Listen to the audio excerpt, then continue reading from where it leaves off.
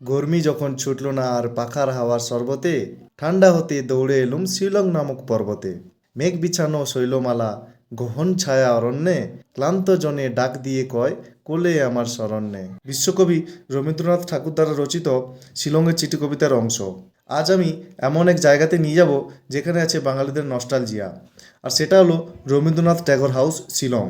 1923 সালে এপ্রিল মাসের দিকে গরমের ছুটিতে কবিগুরু শান্তিনিকেতন থেকে শিলং এসেছিলেন, আর এই জিতভূমি নামক বাড়িতে তিনি 3 মাস ছিলেন।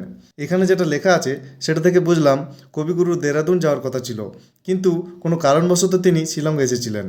কবিগুরু এখানে থাকাকালীন ফেমাস ড্রামা রক্তকরবী পূরবী কাব্যে সংকলিত শিলংয়ের চিঠি কবিতাটিও লিখেছিলেন। এখানে দেখার কিছু না থাকলেও জড়িয়ে আছে কবিগুরুর স্মৃতি। আপনারা যদি শিলং আছেন, পাহাড় আর ঝর্ণার সাথে সাথে এই জিতভূমি বাড়িটাও দেখে যাবেন। আর এর থেকে একটু দূরেই রয়েছে রবীন্দ্রনাথ ট্যাগর আর্ট গ্যালারি, যেটা দেখতে ভুলবেন না যেন। Thank you.